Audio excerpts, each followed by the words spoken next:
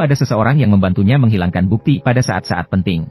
Seseorang membantunya menghancurkan bukti. Yidang tiba di rumah sakit dengan kebetulan. Dia tinggal di alamat yang sama dengan ayah gadis itu. Inspektur Zhang bertanya kepada ayah gadis apakah dia mengenal pembunuh dan mengapa dia membantu menanggung kesalahan. Namun ayah gadis itu merasa bahwa kedua pewaris kaya itu pantas mati dan harus dihukum. Ayah ini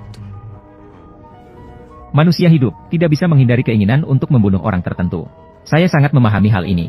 Namun, terlepas dari itu, siapapun yang ingin Anda kenakan hukuman harus dilakukan dalam batas yang diizinkan oleh hukum. Setelah Inspektur Zhang pergi, ayah gadis itu bertemu dengan Yidang yang baru saja diobati. Maka dia segera mendorong kursi roda menuju Yidang untuk menunjukkan identitasnya. Saat itu, Yidang menyadari bahwa pria itu adalah asisten misterius yang membawanya pulang malam itu. Yidang ingin bertanya kepada ayah gadis tentang beberapa hal. Tetapi dia terus mendorongnya untuk meninggalkan tempat itu terlebih dahulu. Ayah gadis meninggalkan Yidang dengan pesan radio tanpa kabel. Nomor membuatnya melihat konten di atas. Saat Yidang baru saja turun tangga, dia dilihat oleh Inspektur Zhang. Terkejut, dia segera melarikan diri ke tengah kerumunan. Batu besar itu akhirnya jatuh. Tanpa beban, dia memilih untuk menelan sejumlah besar. Ami telah menyalahkan Yidang.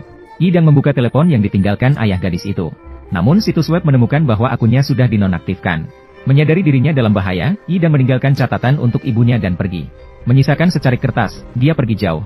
Beberapa hari yang lalu, Yidang yang baru saja pensiun datang untuk bekerja paruh waktu di toko serba ada. Dia malah bertemu dengan pria tua mabuk yang merepotkannya. Pria tua itu tidak hanya mengambil barang dari toko tanpa membayar. Dia juga meminta anak laki-laki itu mengantarkan bir ke meja di luar. Anak laki-laki itu hanya ingin bekerja tanpa masalah. Dia keluar dan meminta pria tua itu membayar tagihannya terlebih dahulu. Namun pria tua itu masih tidak memberikan wajah kepada anak laki-laki. Minta dia untuk mengirimkan makanan pendamping minuman. Untungnya teman paman datang tepat waktu untuk membantu. Secara sukarela membayar tagihan untuk makanan yang baru saja dimakan. Hingga beberapa jam berlalu, keduanya masih di luar. Setelah membuat kekacauan, baru meninggalkan tempat itu. Sambil pemilik toko kembali sebelum berganti shift, pemuda Yidang membersihkan barang-barang. Sambil itu, meminjam palu dari toko. Namun, di jalan pulangnya, dia melihat paman yang baru saja mabuk tergeletak di tanah. Yidang sebenarnya tidak ingin peduli dan berbalik pergi, tapi tiba-tiba, saya melihat teman paman saya di jalan lain. Maka Yidang dengan baik hati mengingatkan teman paman. Rekannya mabuk terjatuh di gang sana. Tidak disangka pria itu memperingatkan Yidang untuk tidak ikut campur urusan orang, cepat pergi. Pergi dari sini. Pergi. Melihat paman memperlakukan kebaikannya sebagai sia-sia, Yidang mengacungkan jari tengah ke arah punggung pria itu. Tanpa disangka, tindakan ini malah membuat lawan marah. Langsung mendekat dan terus memukul Yidang. Pria yang tidak puas melemparkan tasnya dan menyerang.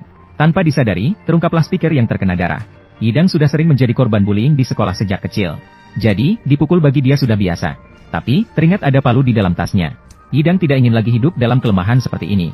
Sesaat kemudian, Yidang mengayunkan palu. Palu itu menghantam kepala pria itu.